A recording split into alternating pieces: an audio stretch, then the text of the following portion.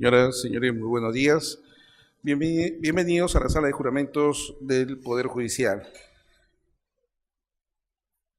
En estos momentos, el director de la Escuela de Formación de Auxiliares Jurisdiccionales y Administrativos, el doctor José Antonio Neira Flores, pide las disculpas del caso por encontrarse en estos momentos, señor, en audiencia en la Sala Penal Permanente. Saludamos en la mesa de honor en estos momentos al doctor Andrés Páez, doctor en Filosofía por la Universidad de Nueva York, es profesor del Departamento de Filosofía en la Universidad de los Andes de Colombia. En estos momentos vamos a tener el taller internacional de argumentación jurídica y razonamiento probatorio a cargo del doctor Andrés Páez. Le otorgamos un fuerte aplauso, por favor.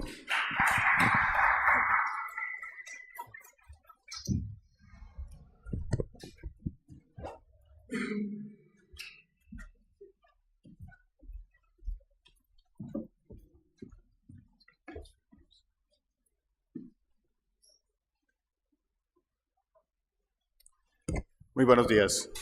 Quiero agradecerles la invitación a hablar con ustedes hoy y agradecerles su asistencia.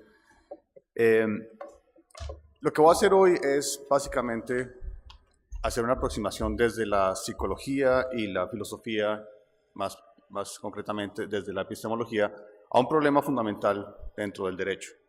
Y ese problema es el problema de la imparcialidad. Se supone que en todo sistema de administración de justicia, la imparcialidad es un elemento fundamental. Entonces, hay muchos tipos de imparcialidad o de parcialidad que pueden aparecer dentro de un sistema jurídico y podemos hablar de la parcialidad personal, por ejemplo, cuando un juez tiene algún interés en particular en favorecer a una de las partes, o cuando tiene algún interés político de algún estilo, puede favorecer a alguna de las partes, pero ese no es el tema de la charla de hoy. Este tipo de imparcialidad no es el que me interesa a mí. También puede ocurrir que el diseño institucional de un sistema jurídico haga que algunas de las partes sean favorecidas. En muchos sistemas jurídicos, por ejemplo, en el derecho laboral, se favorece más al empleado que al empleador. Y puede ocurrir cualquier tipo de favorecimiento dentro del diseño mismo del sistema de administración de justicia. Ese tampoco es el tema del que quiero hablar hoy. El tema que quiero hablar hoy es de la parcialidad que surge simplemente del hecho de que los jueces son seres humanos. Y al ser seres humanos están sometidos a los mismos sesgos, a los mismos prejuicios a los que está sometido cualquier persona. Entonces, inicialmente lo que voy a hacer es tratar de explicar un poco de qué se trata todo este asunto de los sesgos cognitivos, un técnico muy preciso, mostrar cuáles son los sesgos cognitivos más importantes que existen, cuáles son los más relevantes para la actividad de un juez, y después vamos a mirar cómo afectan esos sesgos cognitivos la actividad de los jueces y tratar de ver un poco si existen soluciones a los sesgos inevitables que existen dentro del derecho, simplemente en virtud del hecho de que los jueces sean seres humanos, seres cognitivos, seres que usan su aparato cognitivo para llegar a decisiones judiciales.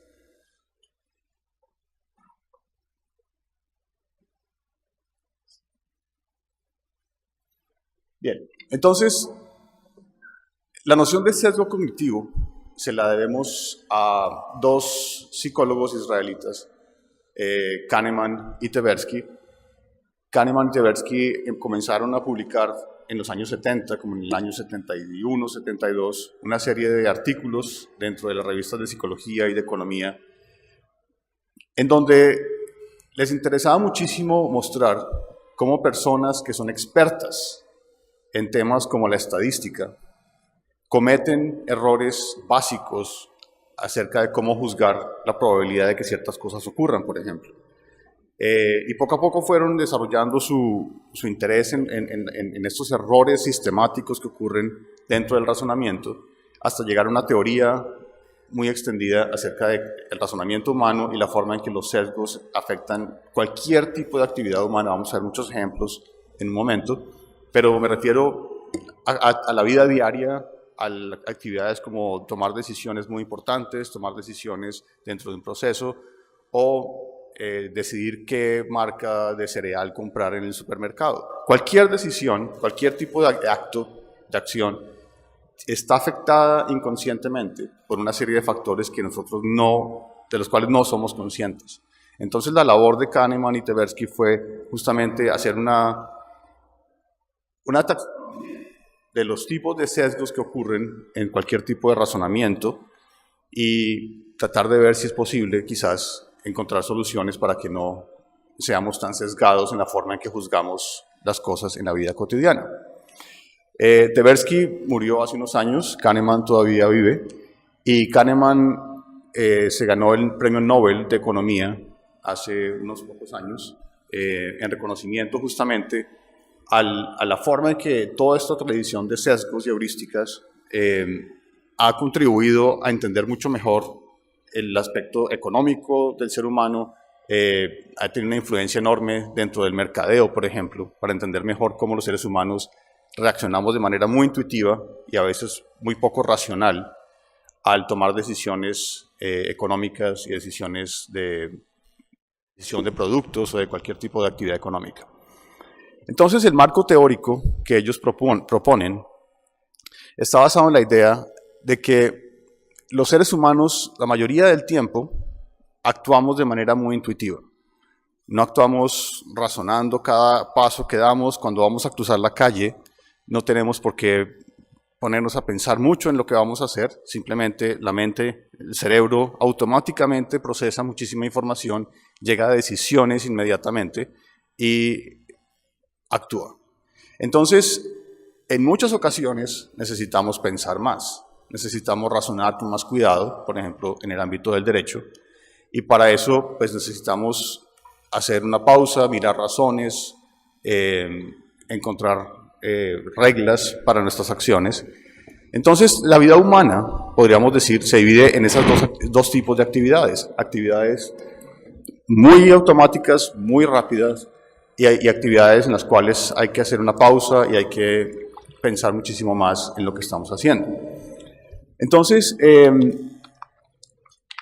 ellos bautizaron esos dos tipos de razonamientos con el siguiente nombre.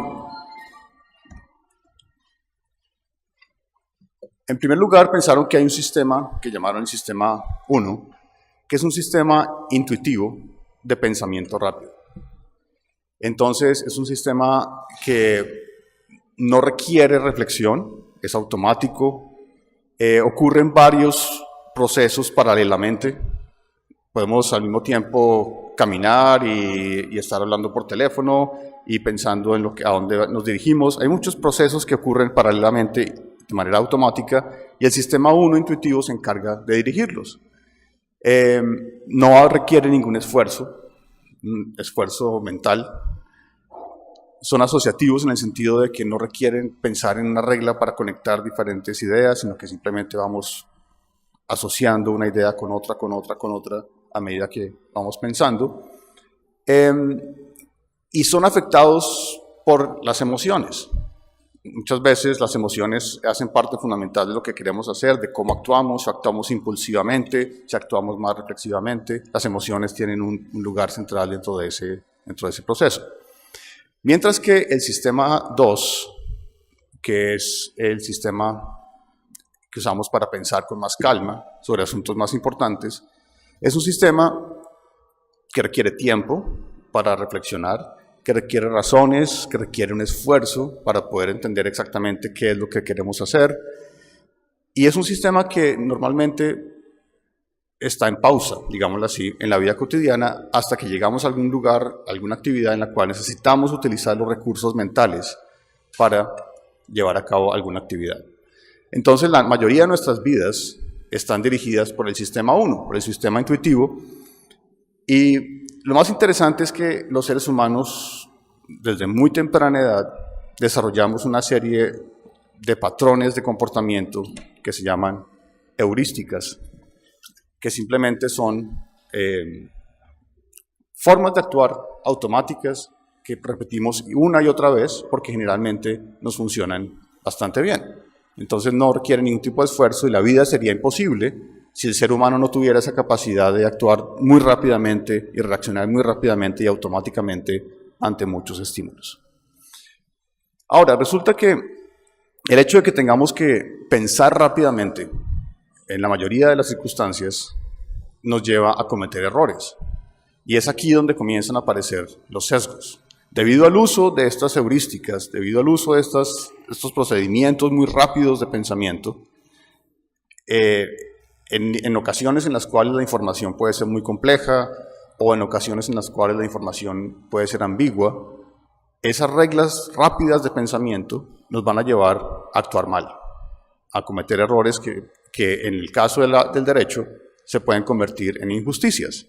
Entonces, la pregunta es, ¿hasta qué punto podemos pensar que un juez en su actividad únicamente utiliza el sistema 2, el sistema de razonamiento lento, razonado, pausado, y hasta qué grado su razonamiento no está afectado también por el sistema 1, en el cual se mezclan esas heurísticas y esos mecanismos de pensamiento más rápido? Entonces vamos a mirar algunos ejemplos de cómo pueden entrar en conflicto esos dos sistemas.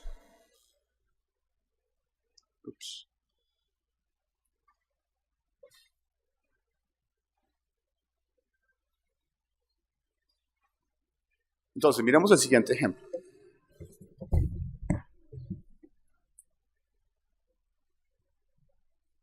Supongamos que un individuo seleccionado al azar entre la población peruana es descrito por su vecino de la siguiente manera: Pedro siempre está dispuesto a ayudar y le encantan los niños. Es muy organizado y sensible. La pregunta que les quiero hacer a ustedes es, para que la piensen muy rápidamente, es si es más probable que Pedro sea un profesor de preescolar o un chofer de taxi. Con esta información de la que ustedes disponen. ¿Quiénes creen que es un profesor de preescolar? ¿Quiénes creen que es un profesor de taxi? Un chofer de taxi, perdón. ¿Nadie? Pues la respuesta correcta es que es mucho más probable que sea un chofer de taxi. ¿Por qué? Simplemente porque el número de profesores de preescolar hombres es muy, muy pequeño dentro de la población. Mientras que el número de taxistas hombres es casi que el 99%, no sé cómo sea en el Perú, pero por lo menos en Colombia hay muy pocas taxistas mujeres. Entonces la probabilidad de que esta persona sea un taxista es mucho más alta a que sea un profesor de preescolar. Pero inmediatamente nuestro sistema 1, el sistema intuitivo, nos dice que dadas las características que se le atribuyen a este personaje, es mucho más probable que esas características estén asociadas con un profesor de preescolar que con un taxista. Entonces inmediatamente vemos cómo nuestro sistema 1 nos engaña. Nos engaña debido a cierta información que nos llega, que nos hace asociar esas características con un cierto tipo de profesión, pero ignora por completo la probabilidad básica de que la persona pertenezca a un grupo muy, muy pequeño y no a un grupo mucho más grande que es el de los taxistas. Miremos otro ejemplo. ¿Cuántos animales de cada especie llevó Moisés en el arca? ¿Cuántos? ¿2? No, porque Moisés no tenía un arca, era Noé. Entonces, lo que ocurre aquí es que inmediatamente ustedes oyen arca, oyen especies, se acuerdan de la historia de Noé, e ignoran por completo el hecho de que yo puse Moisés en vez de Noé dentro de la frase. El sistema 1 los engañó de nuevo. El sistema 2, si uno mira reflexivamente, se da cuenta pues, que claramente no es Moisés, sino Noé el que llevaba animales en el arca.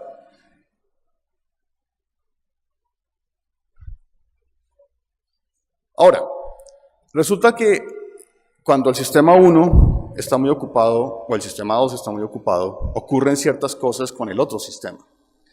Entonces, cuando el sistema 2 está ocupado, es decir, cuando ustedes están pensando profundamente en algún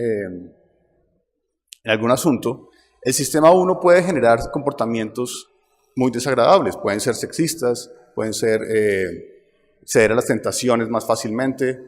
Se han hecho muchos experimentos en donde se distrae a las personas para que piensen profundamente en algo, e inmediatamente su comportamiento cambia debido a que todos sus recursos mentales están enfocados en unas ciertas actividades y actúan rápidamente en otras sin pensar mucho y caen fácilmente en las tentaciones, por ejemplo. Pero lo más interesante es que también ocurre el efecto contrario.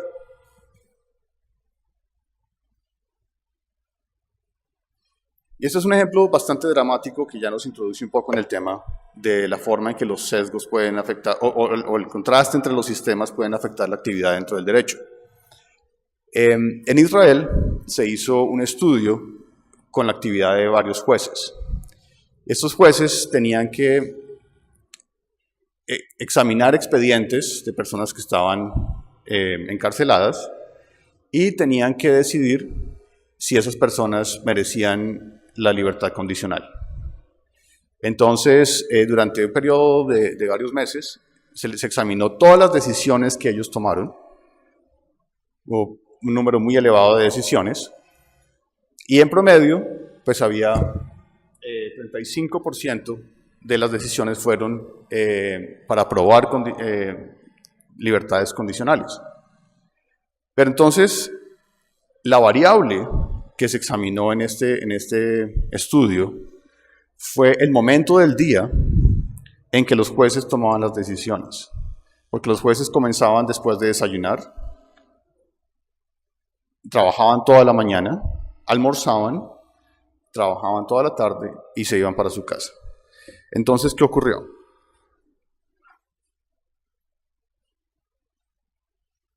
Ocurrió que después de desayunar y de almorzar, cuando estaban muy contentos con su barriga llena, aprobaban 65% de las libertades condicionales. Mientras que justo antes de comer, cuando estaban muertos de hambre, y el sistema 1 estaba muy estimulado porque estaban pensando en que tenían hambre y querían ir a comer, el promedio era entre 0 y 10% de aprobaciones de libertades condicionales. Eso es bastante dramático que el estado de hambre del juez sea lo que determine si una persona sigue en la cárcel o no sigue en la cárcel.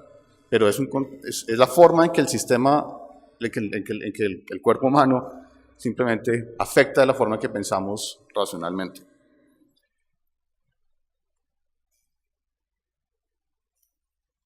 Entonces, lo que Kahneman y Tversky identificaron fue una familia de sesgos bastante amplia. En esa gráfica que ustedes ven ahí con un cerebro en la mitad, hay como unas 130 sesgos específicos que se generaron a través de experimentos en los últimos 40 y 50 años. Y cada uno de estos sesgos ha sido verificado con experimentos en psicología, con varios estudios, y tenemos un conocimiento bastante claro de que el ser humano, cuando está actuando automáticamente, cuando está actuando rápidamente con el sistema 1, es muy propenso a cometer cualquiera de estos sesgos de los que voy a hablar en un momento. Entonces, los sesgos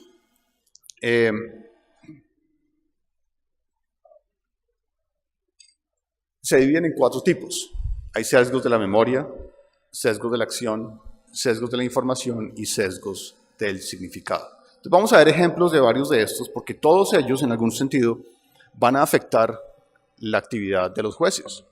Van a afectar la forma en que los jueces juzgan los recuerdos, juzgan las acciones de las personas, juzgan la información que reciben. Aquí es donde quizás es más importante tener en cuenta los sesgos cognitivos, y además juzgan de manera el significado que puede tener cierto hecho dentro de un proceso.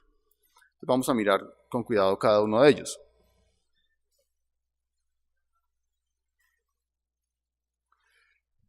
Entonces, vamos a mirar primero los sesgos de la memoria.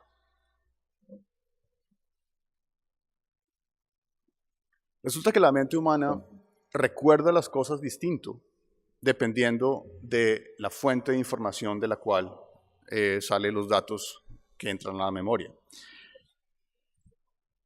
Existe algo llamado el efecto Google, que consiste en lo siguiente. Cuando ustedes probablemente están hablando con un amigo y de pronto alguien quiere saber el origen de una receta o de un nombre o de alguna cosa, uno saca su teléfono e inmediatamente se mete a Wikipedia y descubre el origen de cualquier dato. O se mete a Google y mete la palabra que busca y encuentra la información. Cuando la información se obtiene de esa manera, la mente la olvida rápidamente. Al día siguiente es probable que ustedes no se acuerden de la mayoría de la información que obtuvieron a través de búsquedas a través de Google. En cambio, si ustedes tuvieron que tomar un curso, pagarlo, asistir durante muchos días a aprender alguna cosa en particular, la memoria captura mucho mejor esa información, así sea exactamente la misma información.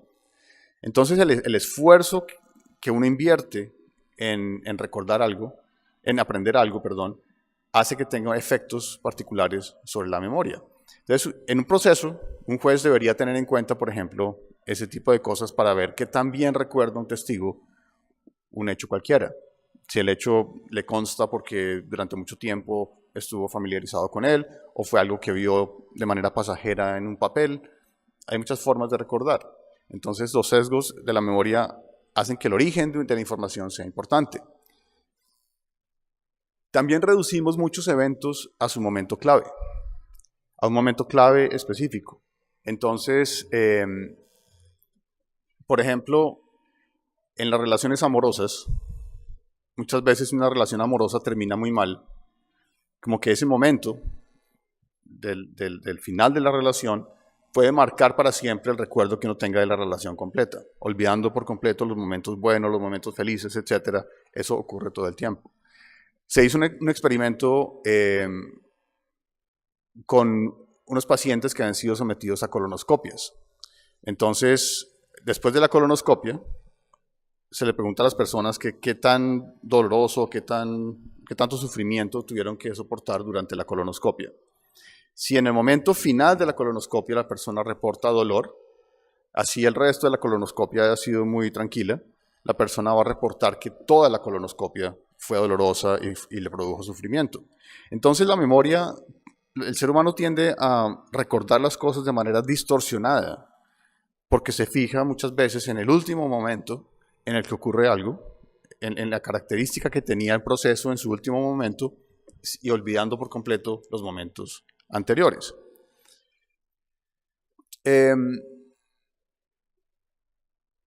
También tendemos a hacer generalizaciones.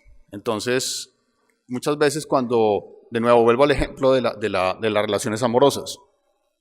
Si una relación amorosa fue muy buena durante mucho tiempo, pero tuvo un momento negativo al final, existe algo llamado el sesgo de negatividad.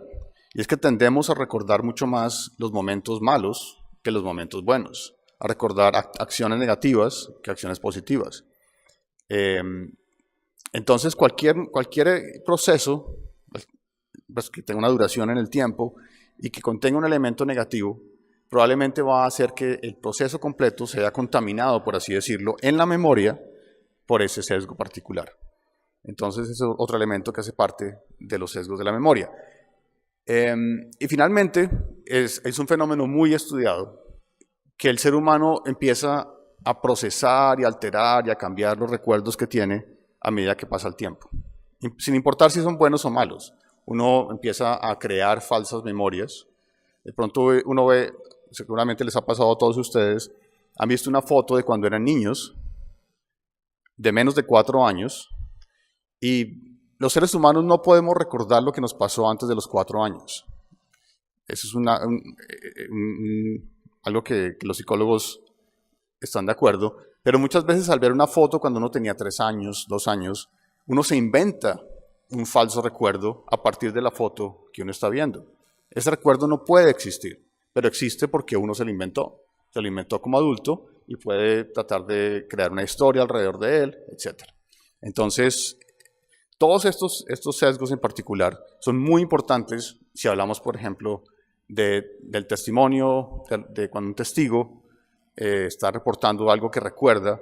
Un juez debería tener en cuenta cada uno de estos sesgos, y hay muchos más, que hacen parte de la forma en que el ser humano deforma completamente la información que está almacenada en su memoria.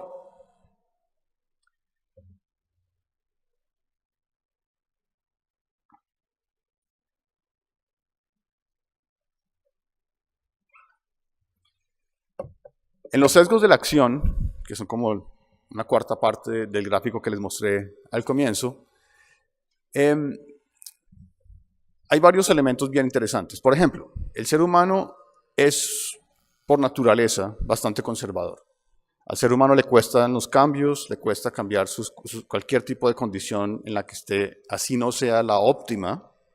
Tomar decisiones que impliquen un cambio grande siempre conllevan dificultades. Entonces hay algo que se llama el sesgo del status quo, que justamente lo que hace es mostrar cómo incluso en situaciones donde racionalmente tiene más sentido llevar a cabo un cambio, las personas tienden a preferir quedarse en el estado en el que están. Más adelante les doy un ejemplo muy claro. También tendemos a completar las tareas que nos han costado trabajo. Dice que no alcanzo a leer. Entonces, el efecto contraproducente es un ejemplo de esto. Cuando uno ve, por ejemplo, a los seguidores de Donald Trump, en los noticieros, entrevistan a algún seguidor y de pronto alguien puede tener una discusión con esta persona tratando de convencerla de que sus creencias acerca de las bondades de este personaje son irracionales.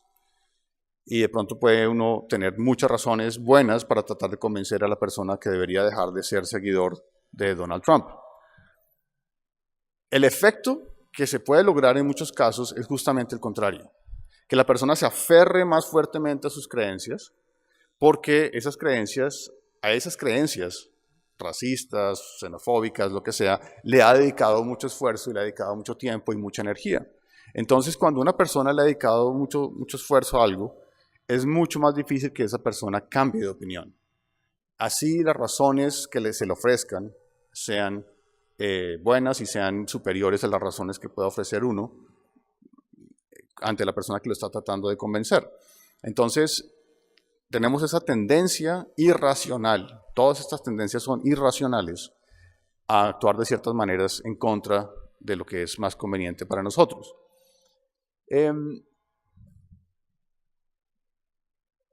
También tendemos a privilegiar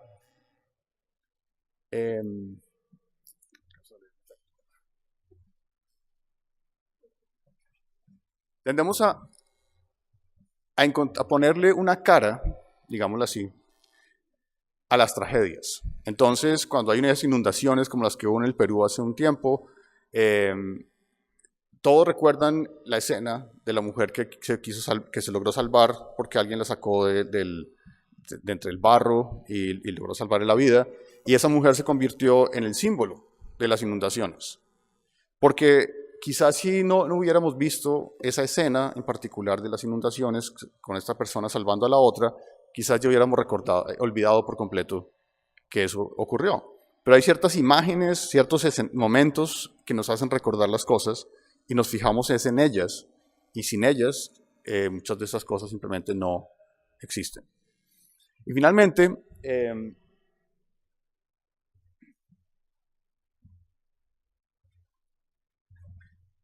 hay un efecto que es muy extendido entre todos los seres humanos que se llama el efecto fácil-difícil. Y el efecto fácil-difícil es muy sencillo de entender. Resulta que cuando hay una tarea fácil que alguien nos pone en un experimento psicológico, los seres humanos tendemos a ser más inseguros acerca de la respuesta que damos. Y muchas veces cuando la pregunta es mucho más difícil, como que tendemos un exceso de confianza y reportamos una respuesta y decimos que estamos mucho más seguros de lo que deberíamos estar, puesto que no conocemos el tema. Entonces el ser humano se disminuye frente a tareas más fáciles y como que se crece frente a tareas más difíciles de manera puramente irracional. Porque en la tarea fácil posee la capacidad y la información, en la tarea difícil no la posee, pero de todos modos su respuesta no corresponde con el conocimiento que tiene.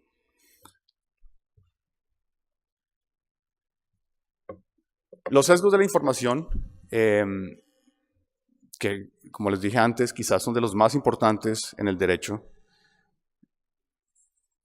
Pues hay varios de estos. El primero, la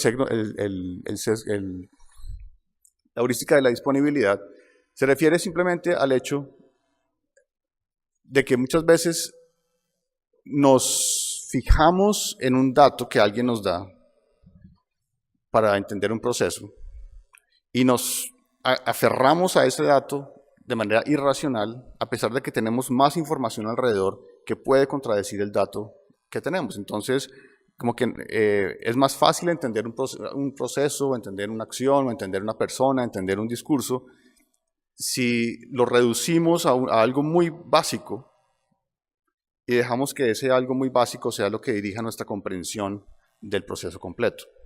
También les voy a dar unos ejemplos dentro del ámbito del derecho de cosas que pueden pasar de ese estilo. La mente también tiende a enfocarse en cosas raras, o en cosas antropomórficas, o en cosas poco usuales, en cosas poco normales. Entonces uno puede ir por la calle durante varias horas y lo que uno recuerda al final de su paseo por la calle puede ser la cosa rara que pasó. De resto, pudieron haber ocurrido muchas cosas normales y la memoria inmediatamente las olvida, las filtra y no nos llama la atención. Entonces, en muchas ocasiones uno tiene que ser consciente de que cuando una persona está reportando algo, va a haber un sesgo hacia las cosas extrañas y no para reportar las cosas normales que pudieron haber ocurrido alrededor de lo que la persona está reportando.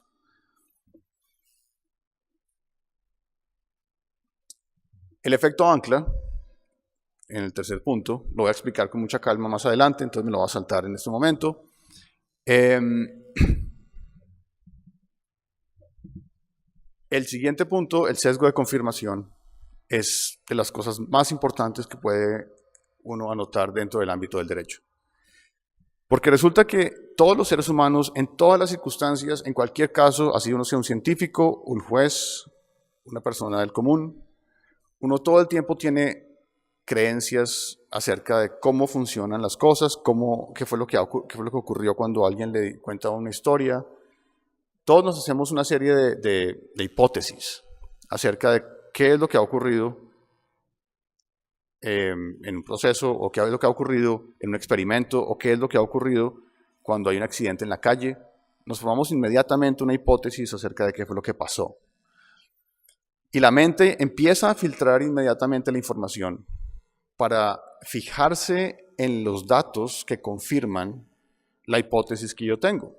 Entonces, por ejemplo, si un juez desde el comienzo se ha formado una imagen de qué fue lo que pasó en un caso, es posible que sin darse cuenta, ese juez comience a admitir información que confirma su hipótesis y a rechazar la que no lo confirma, o a darle más peso a la que lo confirma que a la que lo refuta, y naturalmente eso va a deformar el peso debido que se le puede dar a un hecho dentro de un proceso.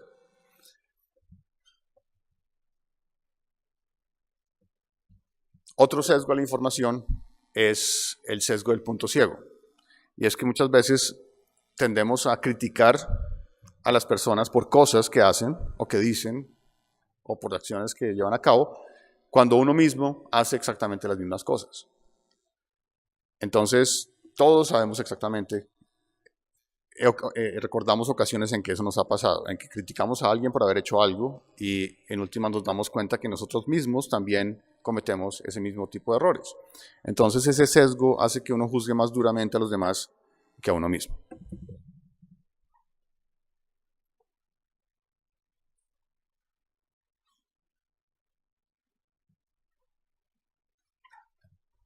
Y finalmente, vamos a hablar de los sesgos del significado.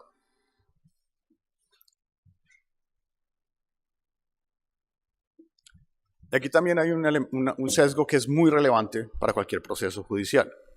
Y es que cuando se nos presenta una serie de datos, de información, de hechos, el ser humano inmediatamente tiende a formar historias de qué fue lo que pasó y a encontrar patrones, a encontrar regularidades donde quizás no haya pie suficiente para concluir que esas generalidades son ciertas.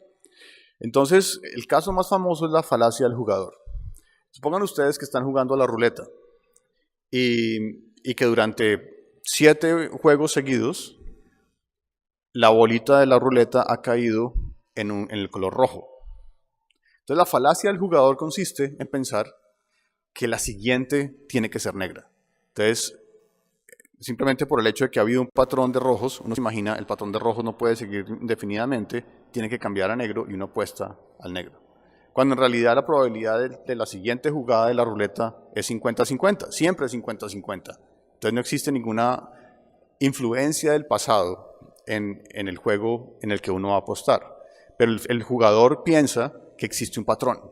Y como siempre ha caído en rojo en los últimos 7 juegos, tiene que caer en negro la próxima vez y apuesta una fuerte suma de dinero. Y lo mismo pasa con sesgos que los científicos pueden cometer cuando empiezan a ver patrones de comportamiento en las personas o patrones de ocurrencia de ciertos fenómenos, cuando en realidad simplemente las probabilidades son muy bajas de que cualquiera de esas cosas pase. Pero es uno de los sesgos más extendidos en todos los ámbitos imaginables. También, al procesar la información, hay estereotipos y prejuicios que afectan lo que vemos.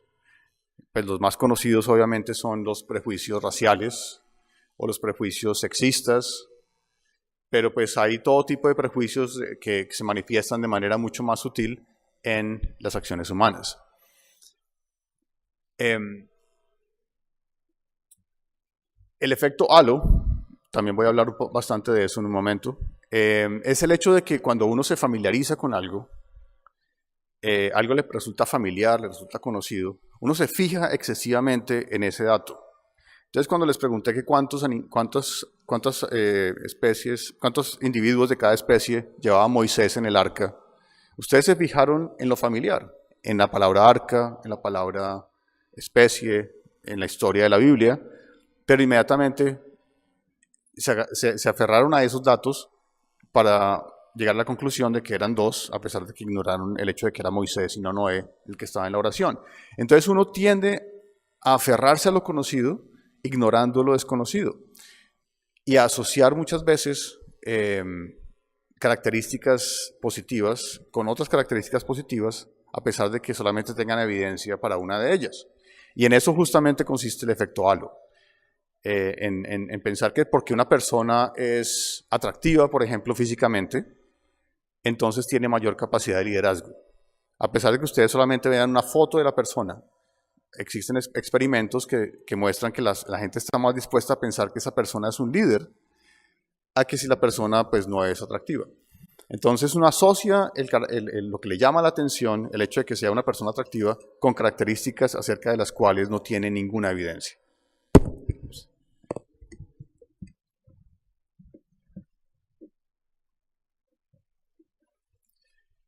También existe otro sesgo, el sesgo de normalidad, que tiene que ver con el hecho de que pensamos que el mundo se va a seguir comportando de la manera normal, como siempre se ha comportado, incluso cuando nos advierten que existe la probabilidad de que haya un cambio radical en lo que estamos experimentando. Por ejemplo, muchas veces cuando hay una tragedia natural, cuando hay una inundación o un terremoto,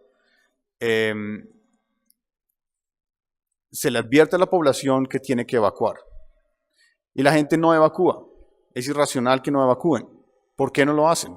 Simplemente por el hecho de que están sesgados hacia la normalidad. Piensan, aquí nunca ha habido inundaciones, hace 50 años que no hay una inundación. Entonces inmediatamente piensan que la advertencia es falsa, a pesar de que racionalmente hablando deberían evacuar inmediatamente. Eso es el sesgo de normalidad que cambia por completo el significado de la información y la sesga hacia información con la que ya está familiarizado, que es que las cosas siempre van a funcionar de manera normal.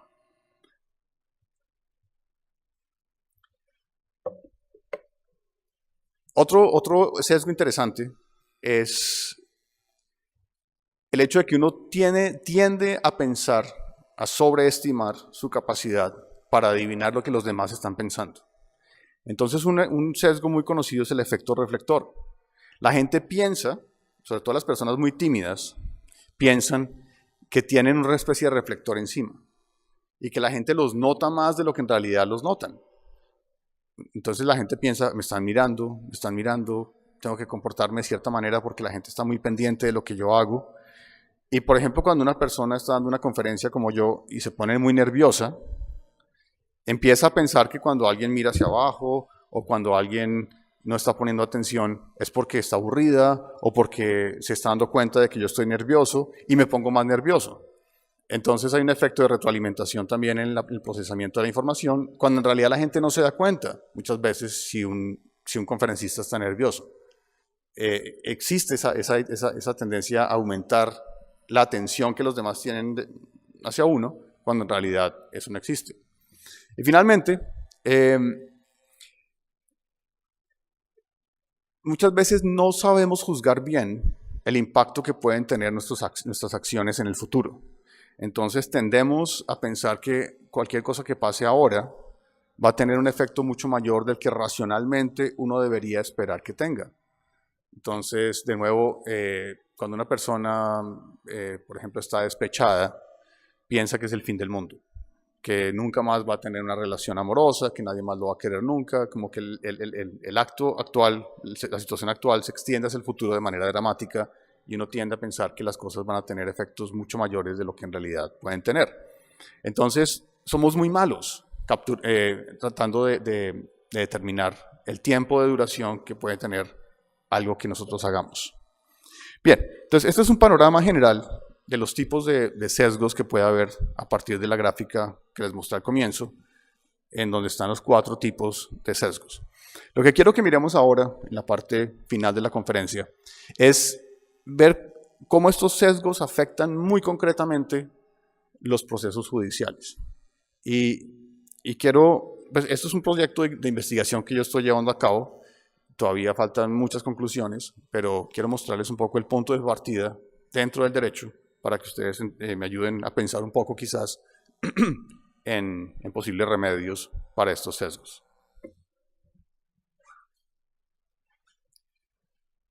Entonces, en primer lugar, uno pensaría que cuando uno mira la actividad de un juez, que un juez quizás sea la persona que menos sufre de estos sesgos porque tiene que tomar decisiones que pueden cambiar la vida de una persona para siempre. Toma decisiones muy importantes todos los días acerca de hechos que tienen un significado muy importante para las personas. Pero existen muchísimos estudios que muestran que incluso tomando las decisiones más importantes del mundo, la gente de todos modos actúa y decide con la influencia de estos sesgos y de estas heurísticas. No importa qué tan importante sea la decisión, la gente sigue cayendo en ellas. Y existen estudios también que muestran que los jueces también son presas de los sesgos de los que he venido hablando. Entonces, uno obviamente un juez dedica más tiempo y más recursos cognitivos a entender los hechos que está juzgando, pero a pesar de eso, la forma en que procesa la información muchas veces está completamente sesgada, errada, y el juez no se da cuenta de esos sesgos. Entonces uno puede pensar que quizás sean producto de las situaciones, de cierto tipo de casos, de cierto tipo de procesos, pero no, son efectos muy sólidos que se pueden detectar en cualquier contexto, en cualquier etapa de los procesos, desde el juez más bajo hasta la Corte Suprema. Existen estudios que muestran que los sesgos permanecen y están presentes todo el tiempo en las actividades de los jueces. Entonces, lo que me interesa a mí es un problema que debo delimitar muy claramente. En primer lugar, al menos en el derecho, en el common law en Estados Unidos, ha habido muchos estudios acerca de los sesgos cognitivos de los jurados. Pues porque los jurados son personas que no tienen entrenamiento, que son personas del común, no tienen experiencia juzgando casos. Puede ser que sea la primera vez que están en un juicio. Entonces, los psicólogos se han ocupado muchísimo en tratar de ver cómo es que los jurados son presas de los sesgos cognitivos. Pero no ha habido muchos estudios acerca de los sesgos cognitivos de los jueces, justamente porque al ser expertos en juzgar, se considera que probablemente sean menos propensos a caer en esos sesgos. Pero mi punto de partida es que los jueces también son presas de los sesgos y que los jueces también deben ser estudiados en sus actividades para entender exactamente cómo es que juzgan sesgadamente. Me interesa estudiar los 3 momentos de los procesos: el momento de la valoración de las pruebas, el momento en que toman las decisiones y el momento en el que imponen sentencias. Porque en los 3 momentos se ha detectado que ocurren sesgos cognitivos. No me interesa estudiar sesgos raciales, sociales y de género. ¿Por qué no? Porque han sido muy estudiados.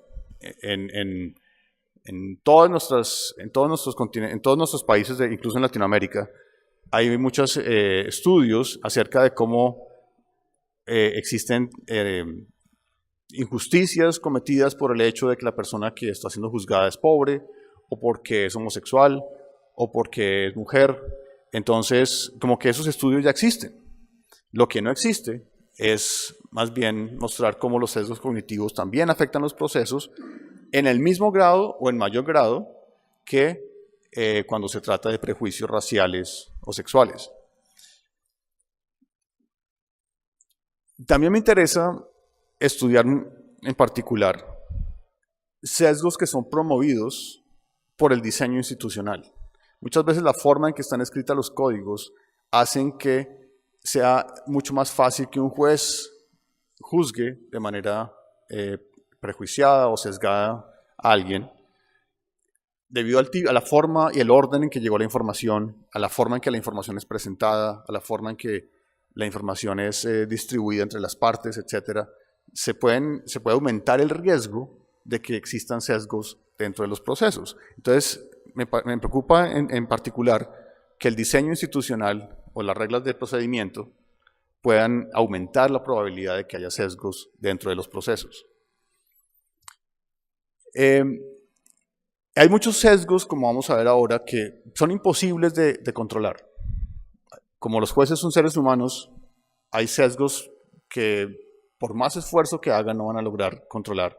Y lo que me interesa es más bien ver cuáles sesgos sí se pueden mejorar, sí se pueden eliminar en cierto grado, haciendo reformas al diseño institucional o a las reglas de procedimiento.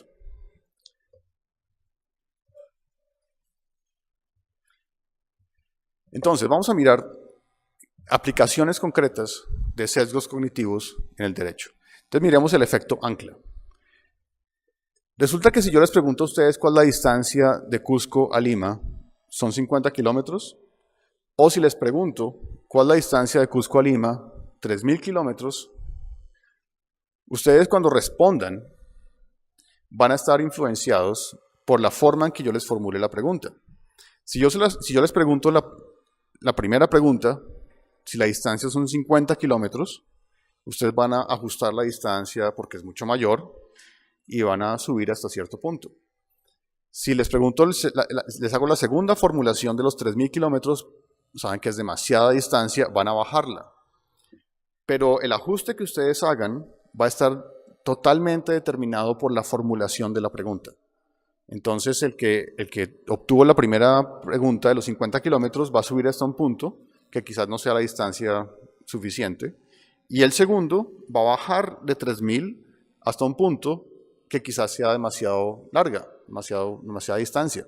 Entonces, el efecto ancla consiste en afectar la forma en que una persona responde una pregunta o la forma en que una persona actúa, dándole información que va a anclar su decisión hacia cierto lado. Por ejemplo, en los negocios de finca raíz es muy común esto. Si una persona pide un precio muy alto por una casa y sabiendo que está dispuesta a rebajar muchísimo, pues el precio original sirve como ancla. Entonces, cuando uno le rebajan, no sé, $50,000 al precio de la casa, uno se siente feliz. Pues porque el ancla fue tan alta que uno piensa que obtuvo una ganga al obtener un descuento de $50,000 cuando la persona sabía, el vendedor sabía perfectamente que estaba utilizando esa ancla para vender más fácilmente la casa y que la persona aceptara el descuento como un gran negocio. Entonces, esas anclas todo el tiempo están determinando la forma en que juzgamos cierta información dependiendo del punto de partida.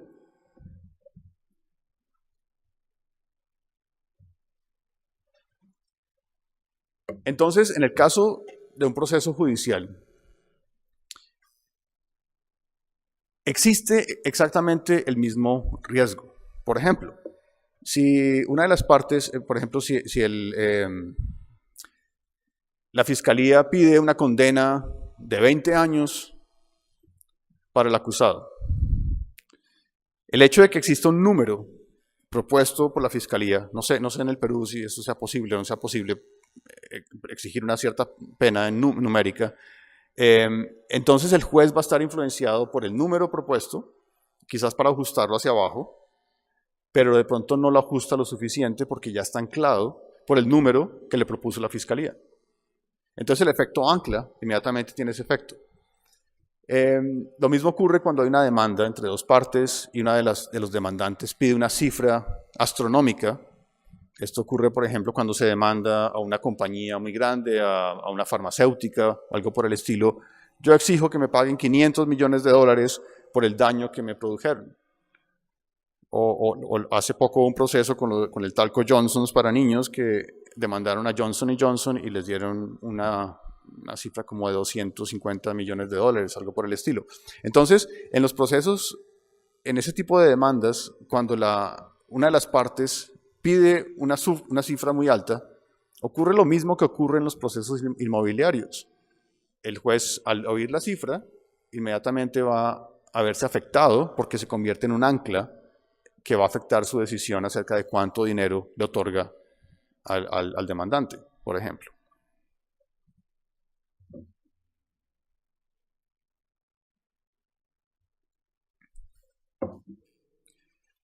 Incluso, si, por ejemplo, en una demanda uno elimina la posibilidad de que los demandantes exijan ciertas cifras de dinero y se establece como una especie de tabla. Si la persona pierde un brazo, entonces se le da tanto dinero. Eso pasa muchas veces. Esas cifras también van a servir de ancla para el juez. Aunque uno no lo quiere ver de esa manera, la existencia de esas tablas, cuando el daño no está en la tabla, por ejemplo, la persona va a ver el monto por algo equivalente y se va a anclar de esa cifra para poder otorgar una indemnización, por ejemplo, por una demanda en caso de un médico que haya cometido pues, un error en una cirugía o algo por el estilo. Entonces, la presencia de números dentro de los procesos judiciales, de cifras, ya sea de condena o de lo que sea, es muy factible que tengan ese efecto dentro de los procesos.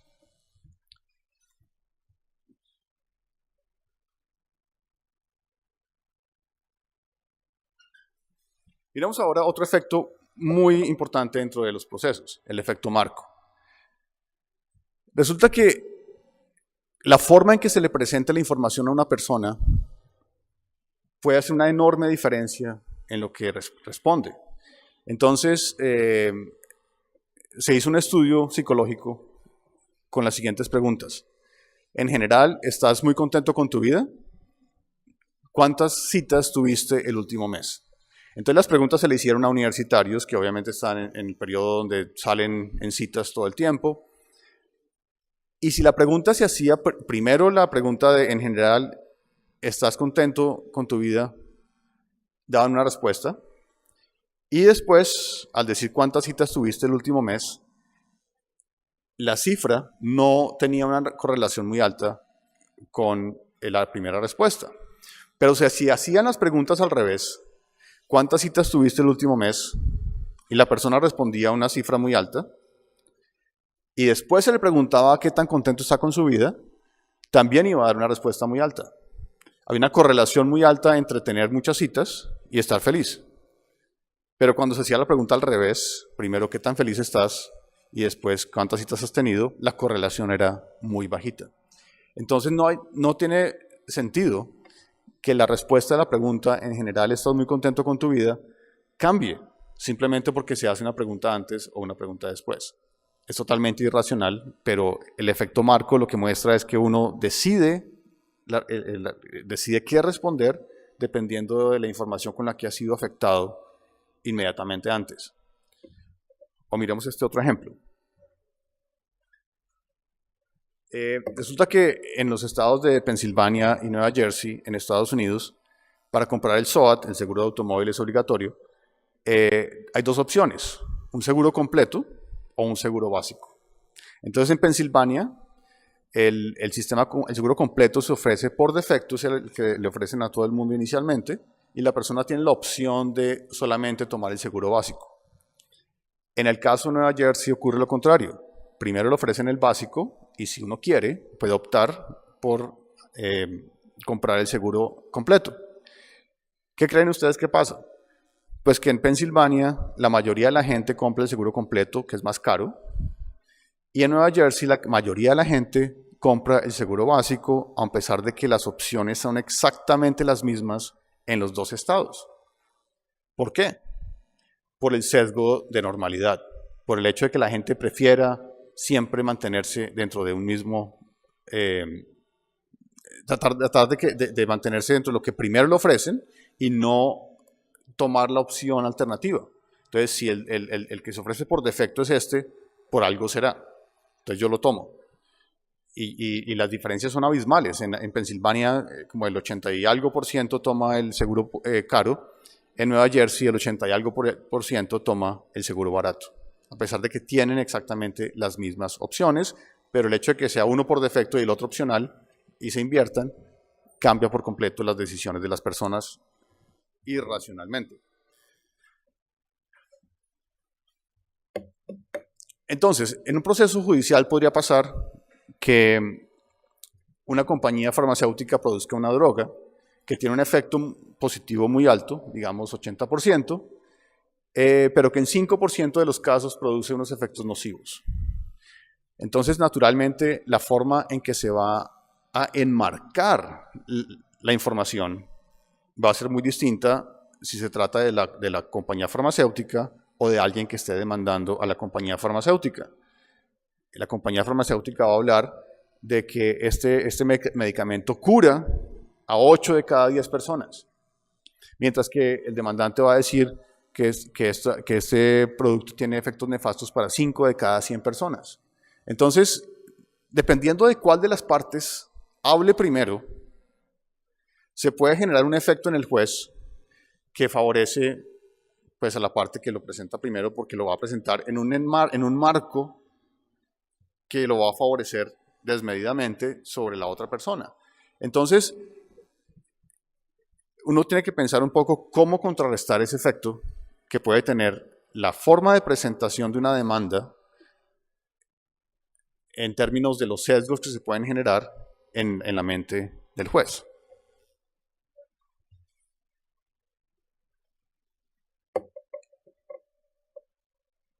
Otro sesgo importante es lo que se conoce como el sesgo de omisión.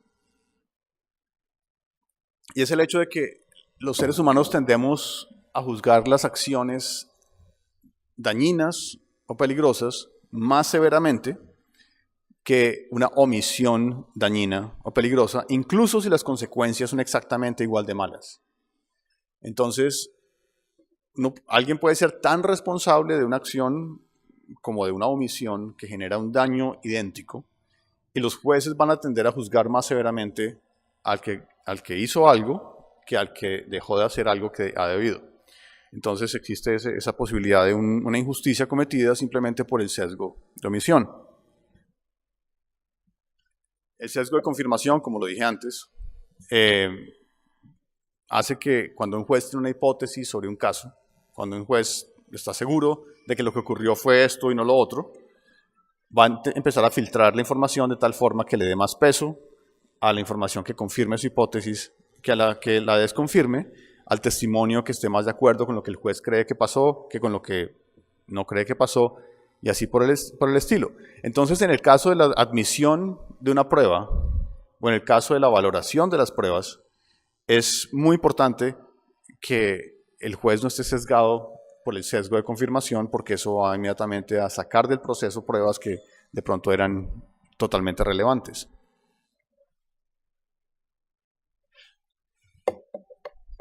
El sesgo retrospectivo es supremamente importante en casos de negligencia médica o de cualquier estilo. Y es la tendencia que tenemos todos a pensar, después de que algo ha ocurrido, de que ese evento era predecible, más predecible de lo que en realidad era en el momento. Entonces uno siempre dice, no, yo sabía que eso iba a pasar. En realidad uno no sabía eso, pero después de que ha pasado, uno tiene el sesgo de pensar que en el momento anterior a que ocurriera el evento, uno tenía la información suficiente para prever que eso iba a pasar. Entonces, cuando un juez está juzgando la responsabilidad que le cabe a alguien debido a una omisión, por ejemplo, la persona ha debido prever que eso iba a ocurrir y no lo hizo. Pero es muy fácil decirlo cuando el evento ya ocurrió. Entonces hay un caso muy famoso en Estados Unidos en donde un juez condenó por negligencia a un corredor de bolsa por haberle hecho perder toda su fortuna a una familia debido a la crisis de 1929. Una crisis que nadie pudo haber previsto, una crisis que obviamente nadie sabía que iba a existir de manera tan dramática, pero el juez consideró que debido a su actividad como corredor de bolsa, esa persona tenía la obligación y ha debido y tenía la información suficiente para prever que ha debido retirar el dinero de la bolsa, lo cual es absurdo. Pero ese se cita siempre como el ejemplo típico del sesgo retrospectivo, en donde uno juzga de manera totalmente errónea el punto de vista en el que, la capacidad predictiva que tenía una persona antes de que ocurriera el evento.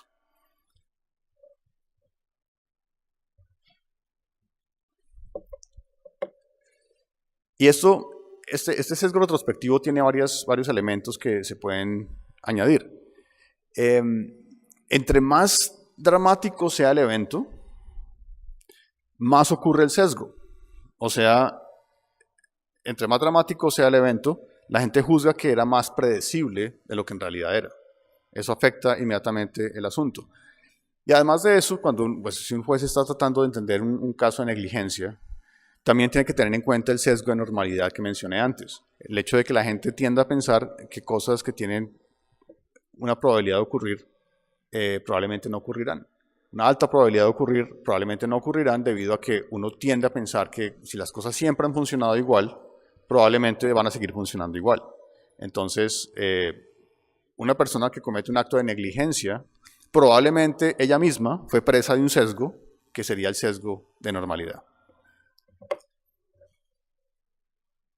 Bien.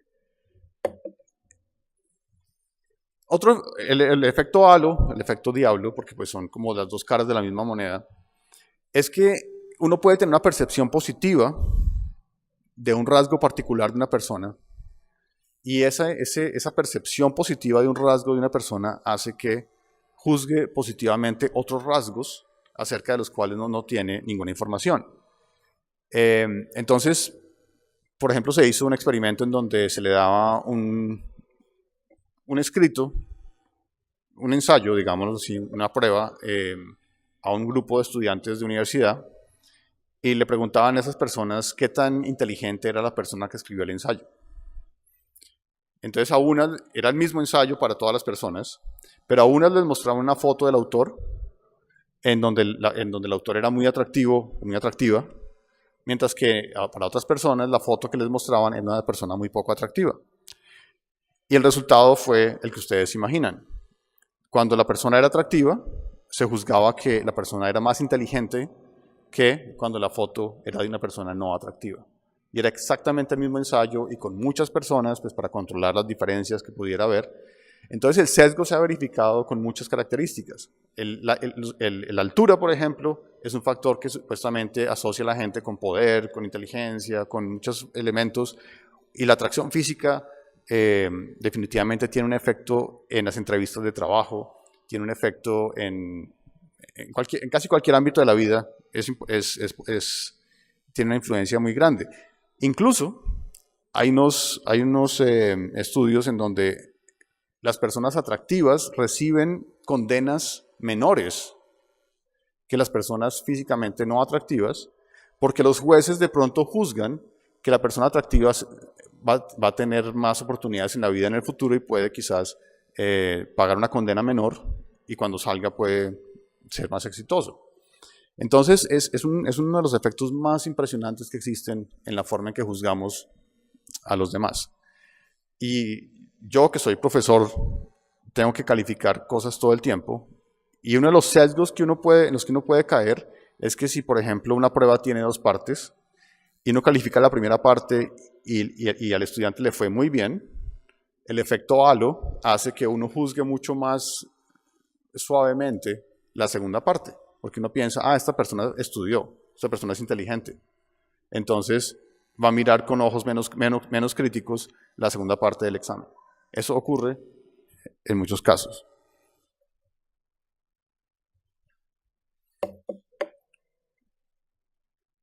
Entonces, el experimento de abajo es el que les mencionaba de los jueces con los individuos atractivos, pero también se ha verificado que los jueces tienden a creerle más a la policía que a los criminales. Eso es un poco natural, pero de todos modos uno puede tratar los acusados, de entender un poco qué es lo que ocurre psicológicamente detrás de esto. Y es el hecho de que una persona ocupe un lugar en la sociedad, que tenga buena reputación o que tenga cualquier cualidad positiva, hace que la credibilidad de su testimonio sea mayor a la credibilidad de una persona que carezca de alguno de esos rasgos positivos. Entonces el efecto halo se extiende como a todo lo que la persona hace, a todo lo que la persona dice, a pesar de que uno no tenga la menor evidencia de que esa persona es buena o competente o que sea honesta en esos otros ámbitos de la vida. Y eso es un efecto que tiene unas repercusiones enormes, por ejemplo, al juzgar el testimonio de un testigo. Si el testigo tiene ciertas características, su testimonio va a tener un peso distinto dependiendo de esas características que tenga. Entonces, la pregunta es si hay un remedio para todo esto. Pues porque lo que les he mostrado es que la administración de justicia está sesgada de maneras insospechadas por todas partes, que aparecen estos sesgos. Entonces, ¿qué se puede hacer? Entonces, para terminar, voy a tratar de mirar algunas posibles soluciones y quizás cuando en la discusión podamos mirar otras formas de contrarrestar un poco algunos de estos sesgos. Entonces, uno puede pensar primero que todo que la causa de los sesgos está en el juez mismo, como ser humano. O puede ser también en la tarea que se le impone al juez como parte de su deber, o puede ser una combinación de las dos cosas. Entonces miremos primero si es posible que los sesgos disminuyan cuando el origen del sesgo es el juez mismo. Primero que todo, es muy difícil eliminar los sesgos cognitivos. Entonces, Fishoff, que es uno de los psicólogos más importantes en esta área, ha tratado de encontrar métodos para contrarrestar los sesgos en todas las actividades humanas. Y hay algunos ejercicios, algunos métodos para tratar de contrarrestarlos que tienen un éxito limitado, pero la verdad es que es difícil que los seres humanos dejemos de ser tan sesgados. Pero quizás el remedio más importante de todos es que los jueces se enteren de que existen estos sesgos, de que no confíen tanto en sus razonamientos intuitivos, de que traten de ver los procesos desde diferentes ángulos pues, para contrarrestar el efecto que puede tener un sesgo si solamente se mira desde un ángulo particular. Pero de todos modos, a pesar de que un juez haga todas estas cosas,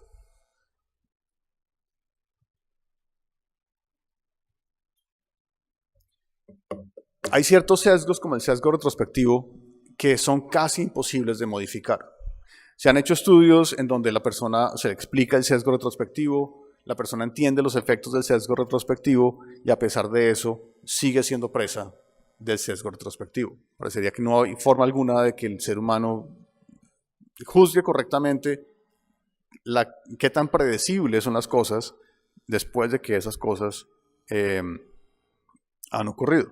Entonces, como dije antes, uno tiene que desconfiar de la intuición.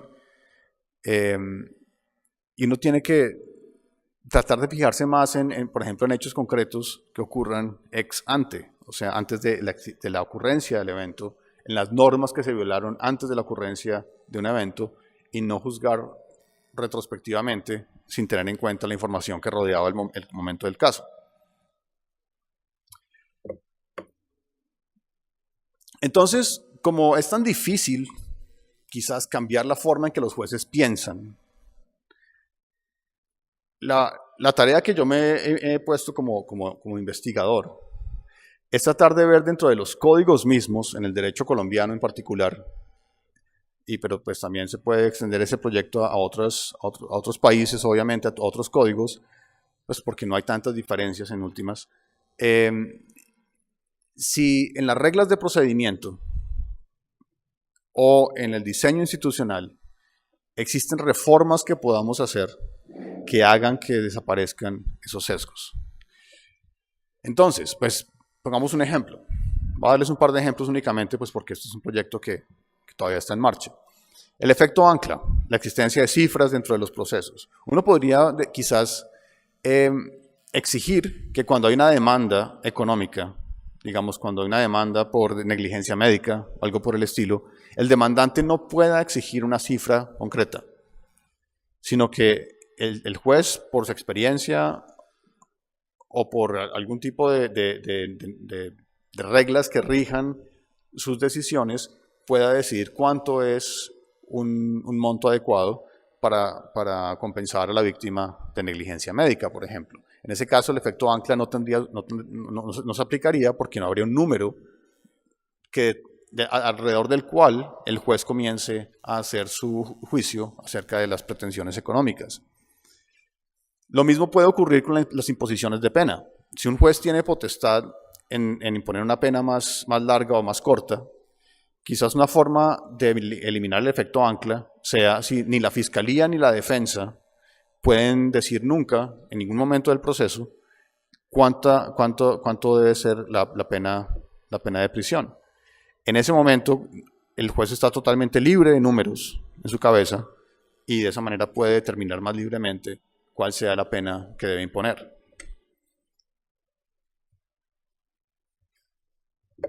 O en el caso del efecto retrospectivo, si uno solamente se fija en cuáles fueron las normas o regulaciones que se violaron y que impidieron que una persona actuara a tiempo para prevenir un mal,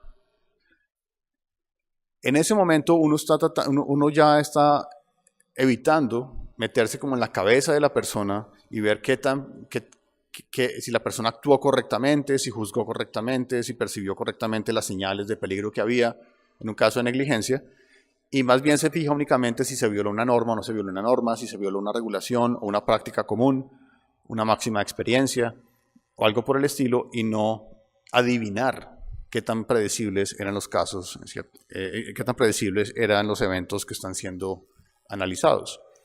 En Estados Unidos, las reglas federales de evidencia, la regla 407, por ejemplo, prohíbe que dentro de un proceso de negligencia se mencionen las acciones que llevaron a cabo las personas para tratar de solucionar el mal que se generó. Entonces, digamos, si un médico comete un error dentro de una cirugía, en el proceso no se puede introducir la información de qué medidas tomó el médico después para remediar el daño causado, pues porque eso, por un lado, hace que la persona parezca más culpable de lo que en realidad puede ser, y por otro lado, hace que el evento aparezca como más predecible de lo que en realidad era. Entonces, cualquier información exógena al momento de determinar si un evento era predecible o no era predecible, debe ser eliminada según esa regla de procedimiento. Entonces uno tendría que mirar los códigos de nuestros países y ver qué información está siendo permitida dentro del proceso que pueda generar una luz negativa sobre el imputado debido a que haga que sus acciones aparezcan más predecibles de lo que en realidad eran.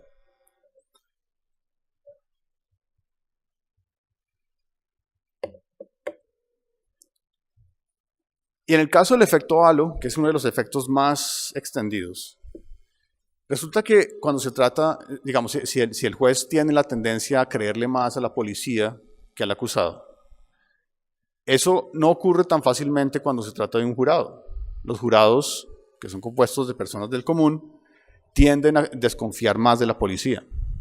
Entonces eso equilibra muchísimo las cargas de prueba dentro de un proceso, pues porque al fin y al cabo la policía va a tener que demostrar con pruebas lo que está diciendo y no solamente con su halo de autoridad, que es lo que ocurre muchas veces cuando son los jueces los que están juzgando. Y el efecto halo también se puede remediar en gran medida si, por ejemplo, los testigos o las partes hacen declaraciones que son tomadas por escrito y el juez no tiene que ver a la persona sino hasta quizás un último momento dentro de un proceso y puede examinar las pruebas de manera más impersonal, no anónima, pero impersonal. Porque la influencia que puede tener la presencia de una persona, su apariencia física, la forma de hablar, todas estas cosas pueden afectar el juicio la mente del juez de tal forma que puede quizás afectar de manera excesiva el peso que le da a un testimonio o quitarle mucho peso a un testimonio por factores totalmente irracionales que son generados por el efecto halo. Bien, eso es mi proyecto. La idea es que tratar de seguir explorando los códigos para tratar de encontrar momentos y reglas que permitan la intromisión de información que pueda llevar a cabo este tipo de distorsiones y pues la idea quizás a futuro sea que este proyecto se extienda a códigos de otros países quizás en el Perú. Muchas gracias.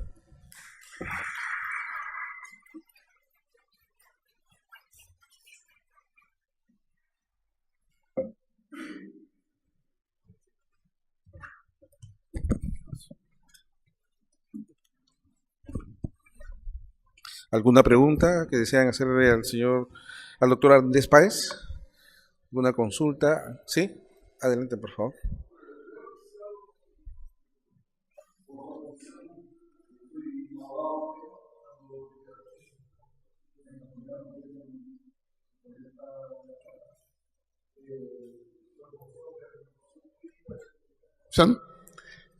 Y también profesor de Derecho Procesal.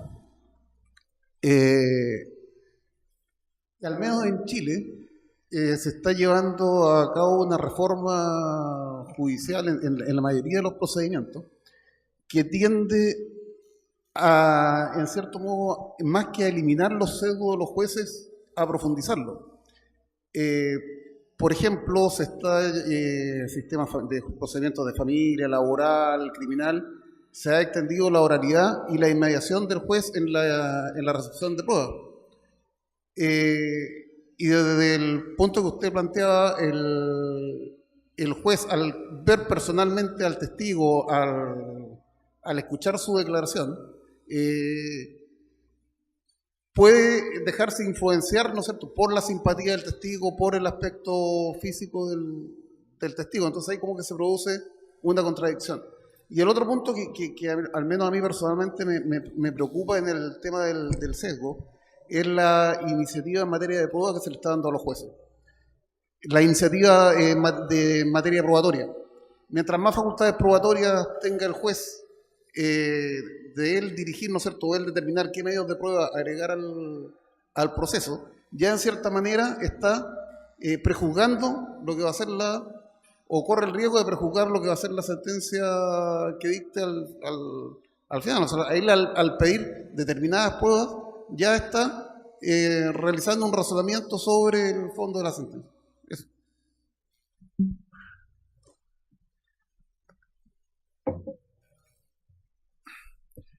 Con respecto a la oralidad,